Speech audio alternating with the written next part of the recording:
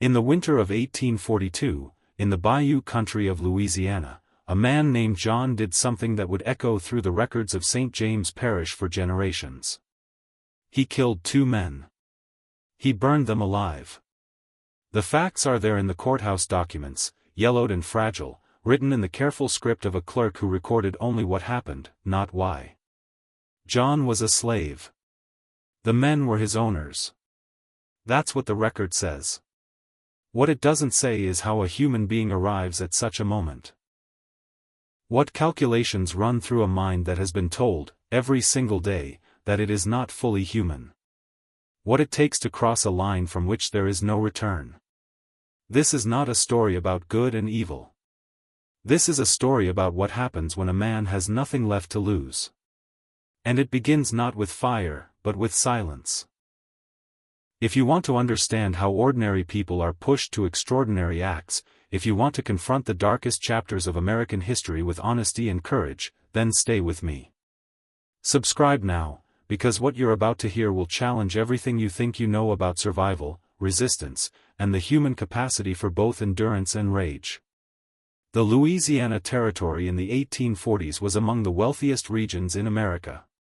Sugar was king.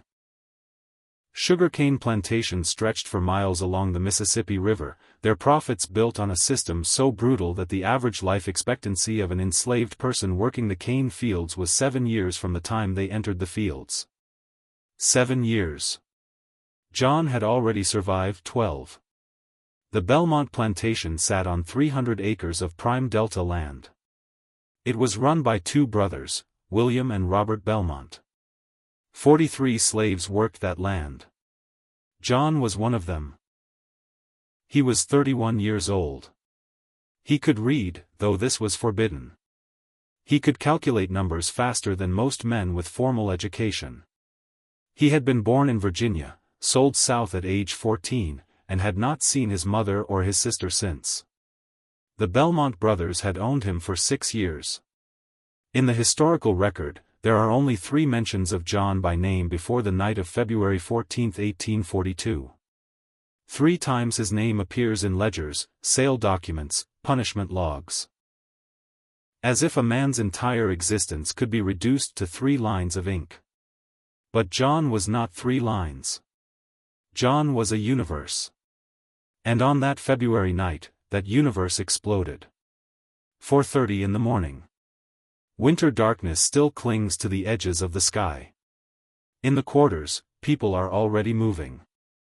There is no sleeping past the bell. The bell rings at 4:30 every morning except Sunday, when it rings at 5. This is not kindness. This is economics. On Sunday, the enslaved are expected to tend their own small garden plots, mend their clothes, prepare for the week ahead. Every moment is accounted for. Every breath is owned. John shared a cabin with 7 others. 12 feet by 12 feet. No windows. A dirt floor. In winter, the cold came through the gaps in the wood like knives. In summer, the heat was suffocating. Privacy did not exist. Silence did not exist. And yet, people found ways to hold on to something of themselves. A song hummed low. A story told to a child. A moment of laughter that felt like rebellion simply because it was joy in a place designed to eliminate joy. John worked primarily in the big house. This was considered a privilege. House slaves were thought to have it easier than field slaves.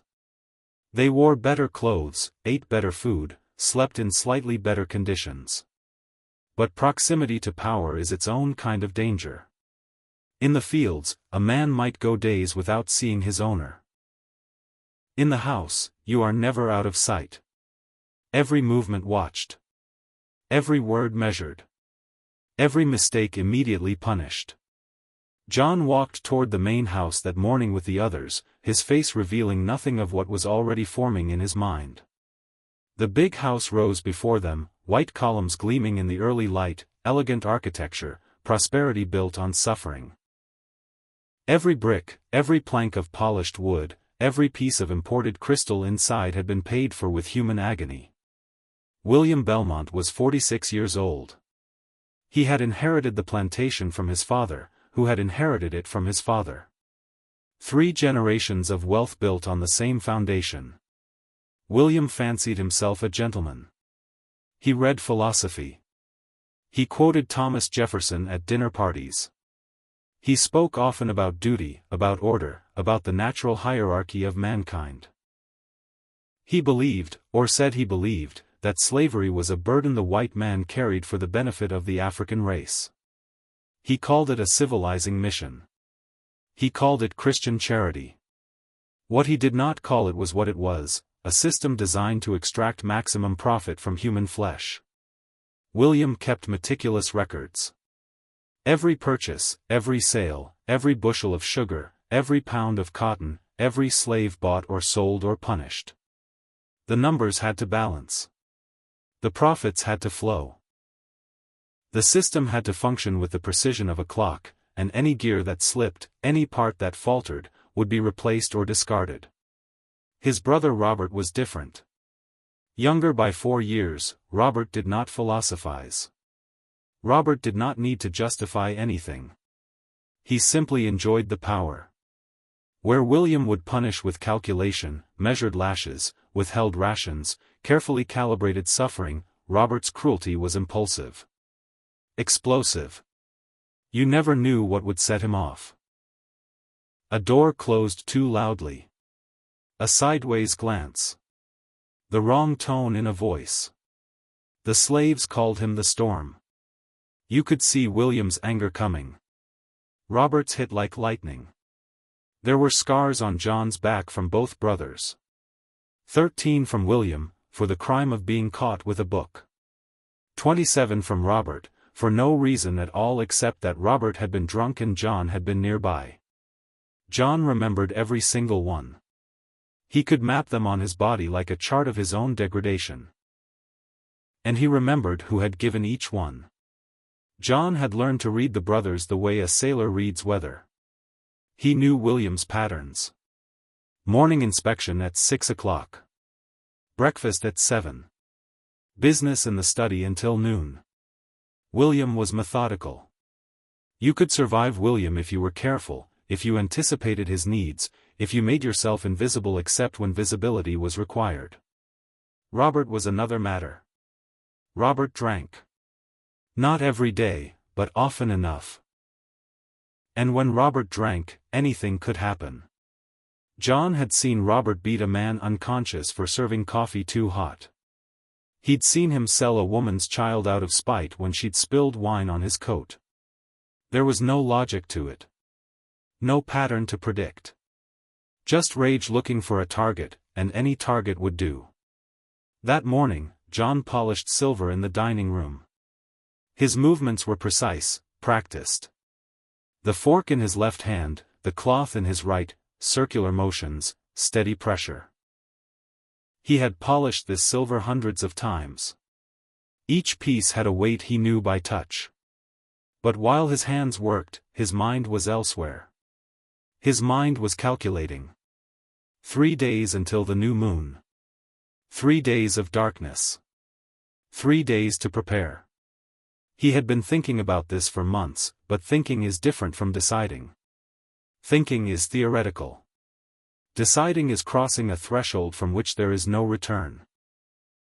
And that morning, holding a silver fork that cost more than his life was worth, John decided. The interior of the Belmont house was obscene in its wealth. Mahogany furniture imported from the Caribbean. Wallpaper from France. Crystal chandeliers from Austria. Persian rugs. Chinese porcelain.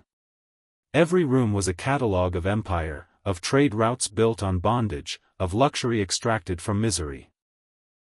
John moved through these rooms every day, cleaning what he could never own, serving food he could never taste, maintaining a world that existed specifically to exclude him. And he had learned every inch of it. He knew which floorboards creaked. He knew which doors stuck. He knew where William kept his pistols and where Robert stored his whiskey. He knew the layout with the precision of a man who understood that knowledge might one day mean survival. Evening came. John and Samuel carried firewood from the shed to the house.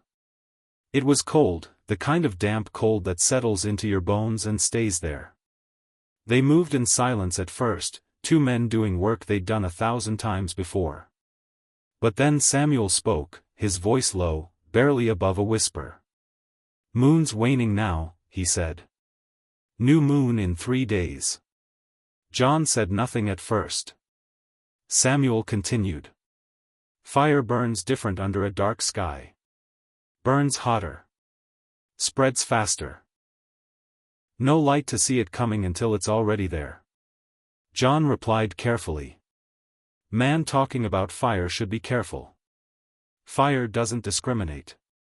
Fire takes everything." Samuel nodded slowly. Sometimes everything needs taking.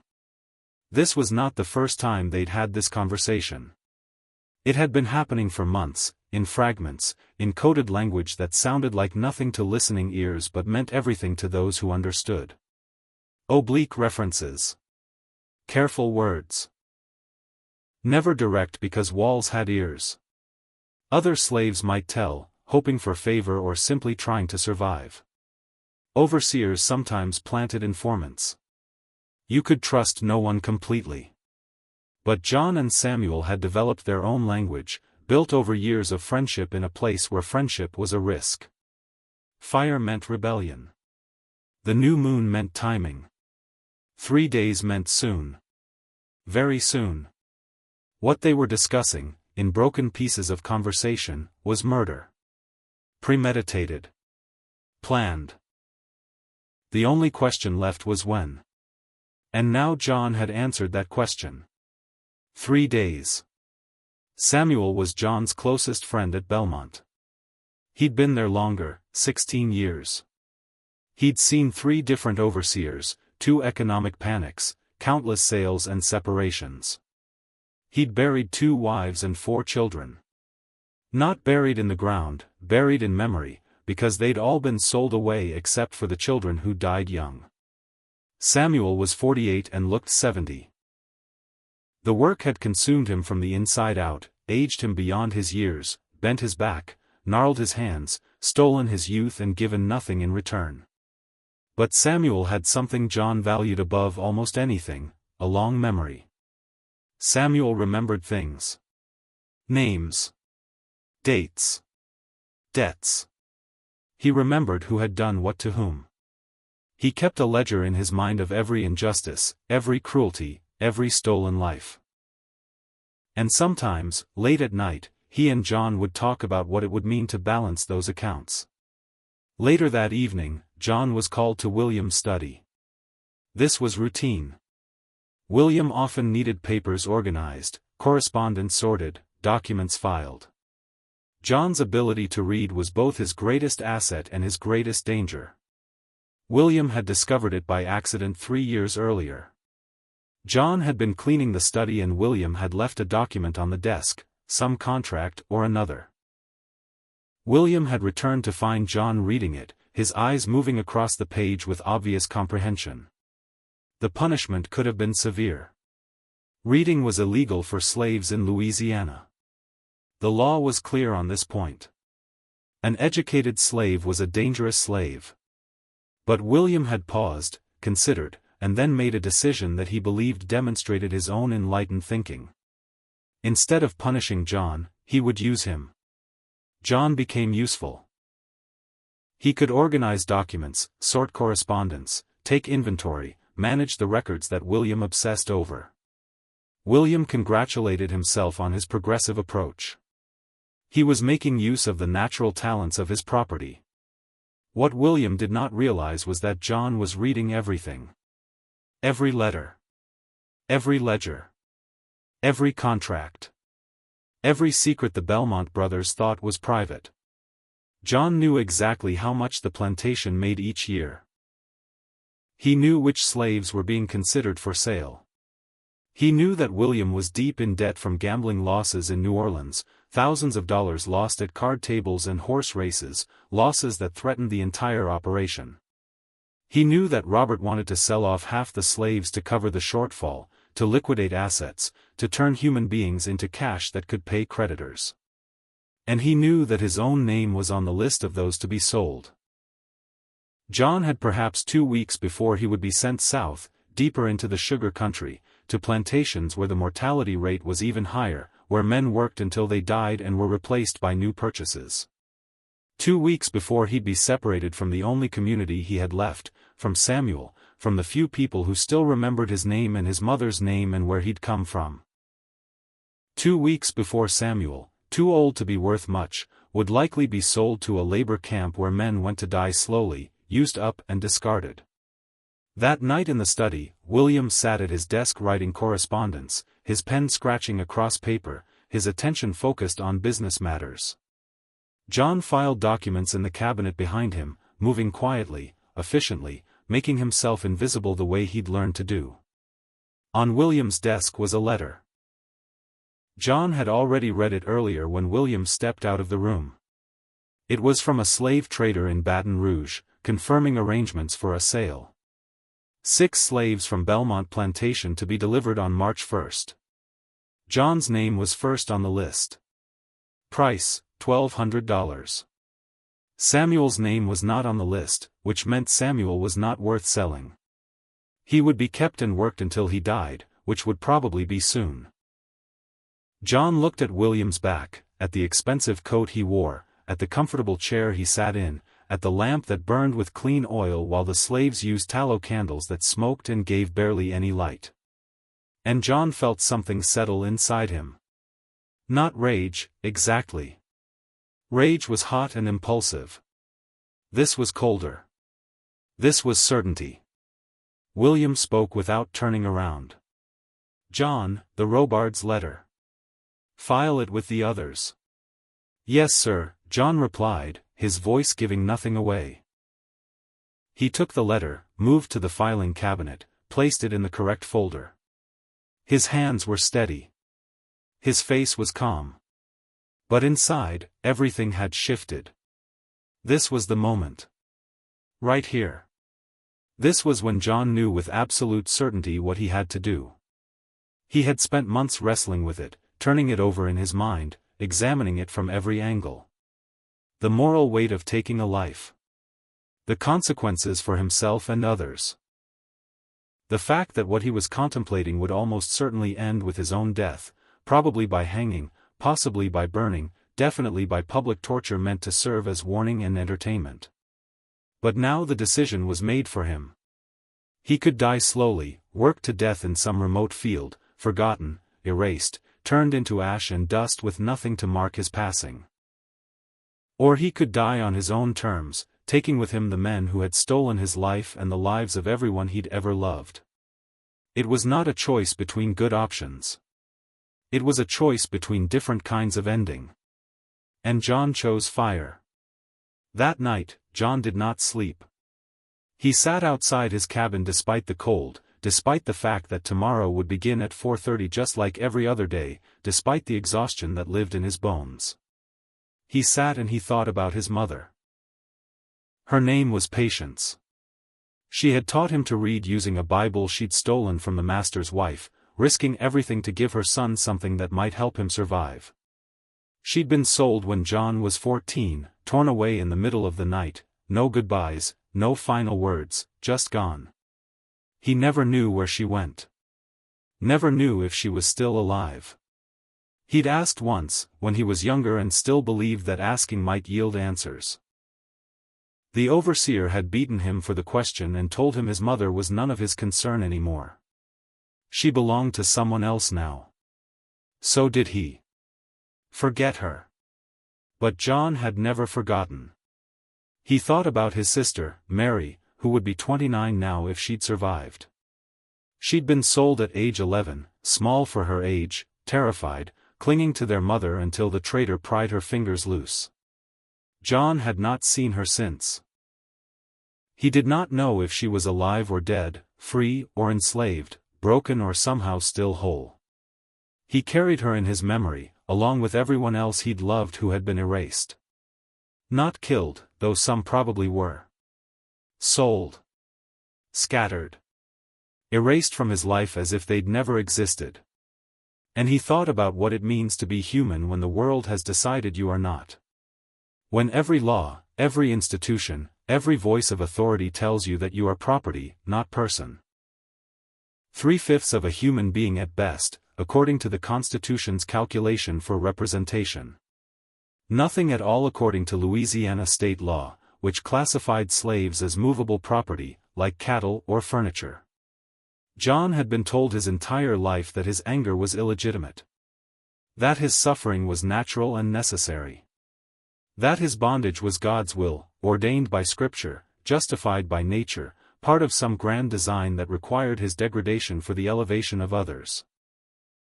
And for 31 years, some part of him had tried to believe it, or at least to survive within those lies. Tried to find a way to be human in a system designed to make him less than human. Tried to hold on to something of himself while everything was being taken. But there are limits to what a soul can endure. There are breaking points built into the human psyche, thresholds beyond which survival requires action, even suicidal action, even action that will end in death but at least will end on terms you choose yourself. John had reached his breaking point. It had been coming for a long time, accumulating through years of small cruelties and large ones, through separations and sales, through beatings and humiliations, through the daily grind of being told you are nothing and forced to accept it. But the specific moment of break was now. 3 days until the new moon. 3 days until he would be property on a bill of sale, transferred to new owners who would work him until there was nothing left. 3 days until Samuel would be alone here, dying slowly, with no one left who remembered the man he'd been before Belmont Plantation consumed him. 3 days until everything John had endured would be proven meaningless, just suffering for its own sake, with no resistance, no refusal, no moment where he stood up and said no more. The next morning came too soon and not soon enough. The bell rang at 4:30. Bodies stirred in the darkness. The routine began again, identical to yesterday and the day before and the day before that. John moved through it mechanically, his mind elsewhere, calculating, planning. He knew where the kerosene was stored. He knew that William and Robert both slept on the second floor of the big house, William in the east wing, Robert in the west.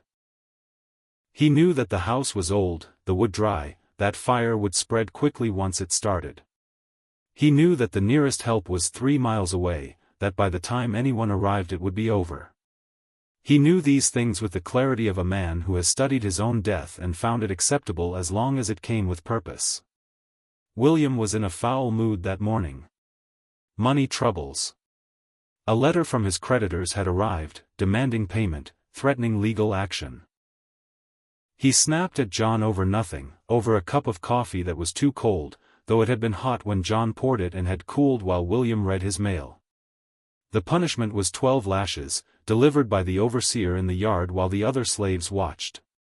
This was also routine. Public punishment served multiple purposes. It corrected the individual. It warned the others.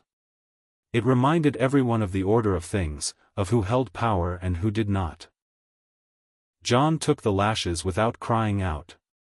He had learned long ago that crying out only prolonged it, gave the overseer satisfaction, made it worse. Better to be silent. Better to go somewhere else in your mind while your back was being torn open. Better to count each strike and remember it for later. Robert watched the punishment with a smile. He had been drinking already, though it was only 9 in the morning. Whiskey for breakfast was becoming routine for Robert. The plantation was failing, not immediately but slowly, bleeding money, losing profitability as sugar prices fell and debts mounted. Robert could feel it slipping away, the inheritance he'd counted on, the wealth he'd expected to coast on for life. And when Robert felt things slipping, he grabbed tighter, squeezed harder, hurt someone to remind himself he still had power over something. After the lashing, Robert told John to clean his boots. The boots were caked with mud and worse, with filth from walking through the quarters, through the pig pen, through every degrading place Robert could find. Clean them with your hands, Robert said. Use your tongue if you have to. I don't care. Just get them clean. And John did.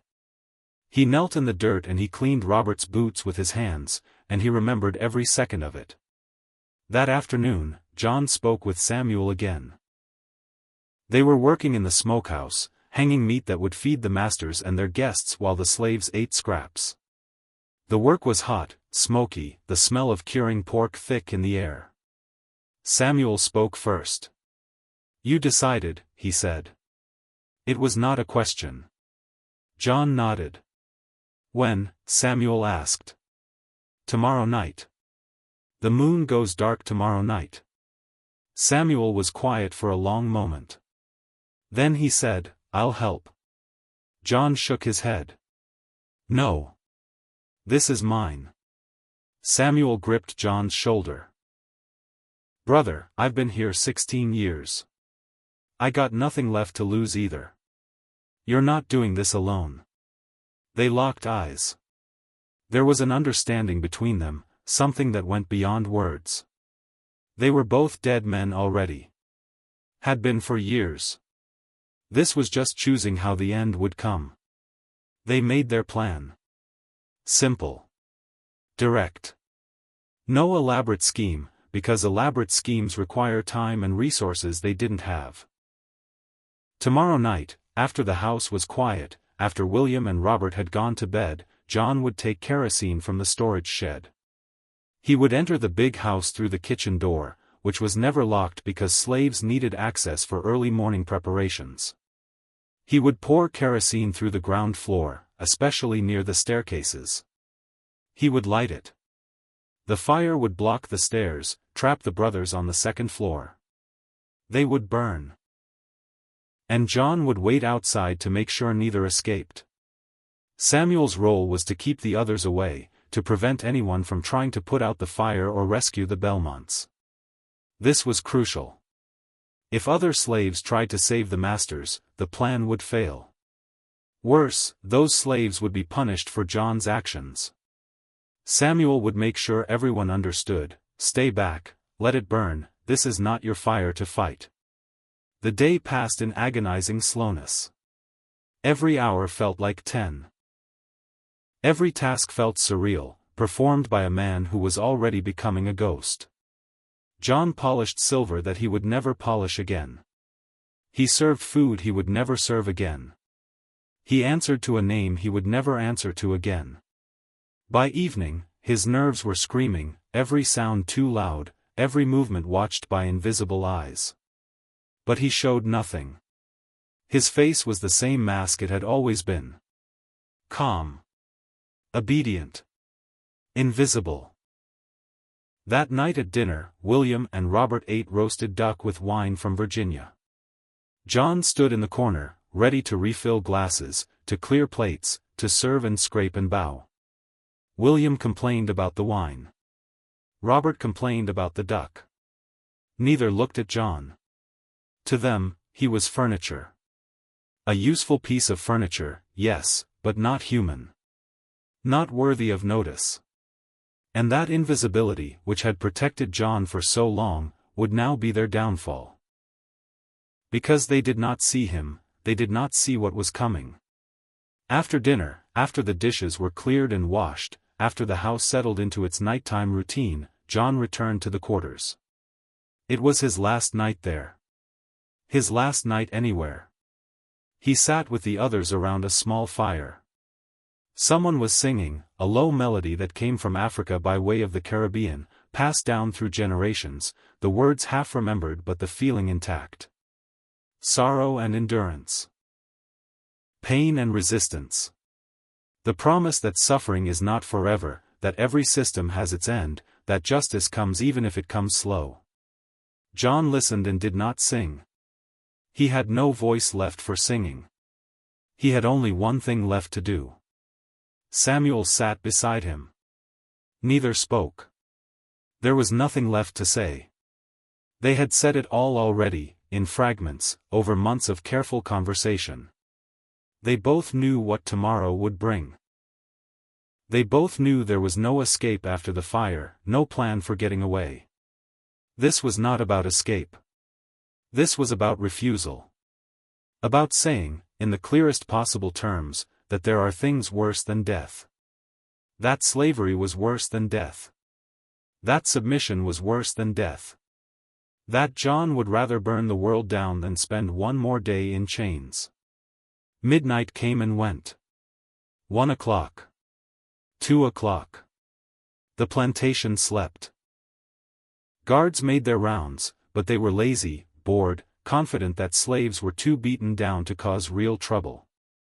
They had no idea that one of those slaves was already awake, already counting the hours, already committed to an act that would leave 2 men dead and a plantation in ashes. 3 o'clock. John stood. Samuel stood with him. They embraced briefly, the embrace of soldiers before battle, of brothers before death. Then John walked into the darkness. The storage shed was unlocked, as it always was. The overseers never imagined slaves would have reason to take kerosene. What would they do with it? Where would they go? The entire system was built on the assumption that slaves were too ignorant, too frightened, too broken to resist in any meaningful way. That assumption was about to prove fatal. John took 2 cans of kerosene. Heavy, sloshing with liquid that smelled sharp and chemical. He carried them across the yard toward the big house. The night was perfectly dark. New moon, as Samuel had said. No light except stars, and clouds covered even those. John moved like a shadow. He had walked this path 10,000 times. He knew every rut, every stone, every place where the earth dipped or rose. He reached the kitchen door. He paused. This was the last moment he could turn back. The last moment where what he was about to do was still theoretical, still reversible. He thought about his mother. He thought about Mary. He thought about every person who had been stolen, sold, broken, erased. He thought about William and Robert sleeping upstairs, comfortable, safe, certain of their power. And he opened the door. Inside, the house was silent. John moved through the kitchen into the dining room. He began pouring kerosene. The smell filled the air immediately, overwhelming, unmistakable. He poured it across the floor, soaked the curtains, drenched the furniture. He moved to the hallway, poured it at the base of the stairs, made sure the path upward was saturated. He moved methodically, like a man completing a task he'd rehearsed in his mind 1,000 times. There was no hesitation now. No doubt. Just action. When both cans were empty, John went back to the kitchen. He took matches from the drawer where they were kept. His hands were steady. Everything in him was focused on this single moment. He struck a match. The flame flared bright in the darkness, and for just a second John saw his own face reflected in a silver serving tray hanging on the wall. He looked at himself. This was who he was. This was who they had made him. And this was his answer. He dropped the match. The kerosene ignited instantly. Fire exploded across the floor, raced up the walls, consumed the curtains in seconds. The heat was immediate and intense, a wave that drove John backward toward the door. He stumbled outside, slammed the door shut behind him, and stood watching as flames filled the windows. Inside, he could hear shouting. William's voice, sharp with panic. Robert's voice, screaming. The sound of running feet. The sound of realization, of understanding that they were trapped, that the stairs were impassable, that the house had become their tomb. John stood motionless. He did not run. He did not hide. He stood and watched the house burn with the 2 men inside.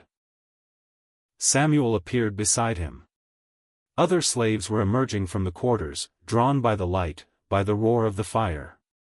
They stood in a line, watching. No one moved to help. No one called for water. They just watched. The overseer's house was 300 yards away, but by the time the overseer woke and realized what was happening, it was too late. The fire had consumed the entire structure. The heat was so intense you couldn't get within 50 feet. William and Robert's screams lasted perhaps 2 minutes. Then there was only the sound of burning wood, of collapsing timber, of a world coming down. The fire burned for 3 hours. When the sun rose, nothing remained of the Belmont house except charred beams and ash. 2 bodies were found in the rubble, burned beyond recognition, identifiable only by where they were found and what they wore. The overseer knew immediately who was responsible. John made no attempt to deny it. He stood in the yard, covered in soot, and when they asked if he had set the fire, he said yes. When they asked why, he said nothing. There was no why that they would understand. No explanation that would make sense to men who saw slaves as property. You cannot explain to property why property rebels. You cannot explain to masters why slaves refuse. The language does not exist for that conversation. John was arrested immediately. There was no trial, not really. The outcome was decided before anyone entered a courthouse. A slave who murders his master must die, and the death must be public, must be terrible, must serve as lesson and warning. The law was clear. The sentence was clear. John was to be hanged, drawn, and quartered in the public square in St. James Parish. The execution was scheduled for 1 week later, to give time for people to gather, to make an event of it. Slavery required these spectacles. It required that rebellion be punished with such horror that no one would dare follow John's example. And yet, people did dare. Not immediately, not that year or the next. But John's name was remembered. Whispered in quarters across Louisiana. Passed down through families. Remembered as the man who refused. The man who chose fire. Samuel was questioned but not charged. There was no proof he had helped, and the authorities were satisfied with John's confession. Samuel lived another 3 years at Belmont. The plantation was sold to pay William and Robert's debts. The slaves were divided and sold to different buyers. Samuel was purchased by a cotton plantation in Mississippi. He died there in 1845, worked to death in the fields, his body buried in an unmarked grave. But before he died, he told John's story to others. Made sure it was not forgotten. Made sure that the fire John set did not go out. The execution took place on February 21, 1842. Hundreds of people attended. White families brought picnics. Children watched. The atmosphere was festive. This was entertainment. This was justice. This was the system maintaining itself through blood. John was brought out in chains. He did not beg for mercy. Did not ask for forgiveness. Did not give them the satisfaction of his fear. He looked out at the crowd and saw nothing. They were already dead to him. Ghosts watching a ghost. When they asked if he had any last words, he spoke. He said only this, "I am a man." 4 words. But in those words was everything. A claim to humanity that the entire structure of slavery was built to deny. An insistence that despite everything they had done to him, despite the chains and the lashes and the sales and the separations, despite being reduced to property and priced and traded and used, he was still human. Still possessed of will and dignity and the capacity to refuse. They hanged him. The crowd cheered. And then they went home. The story should end there. But it doesn't. Because 43 people had watched that house burn. 43 people had seen John stand in the yard, unafraid, choosing his own ending. 43 people carried that image with them. Some were sold away and told the story in new places. Some escaped and told the story in the north. Some lived and died in bondage but told their children, who told their children. The story spread. Mutated. Became legend. John of Louisiana. The man who burned the masters. The man who refused. And though the institution of slavery tried to erase him, tried to make his story a warning, it became instead a promise. That resistance is possible. That the system can be challenged. That there are limits to human endurance, and beyond those limits lies something else. Not victory, necessarily. Not freedom. But refusal. Defiance. The elemental human insistence that we are not things to be owned.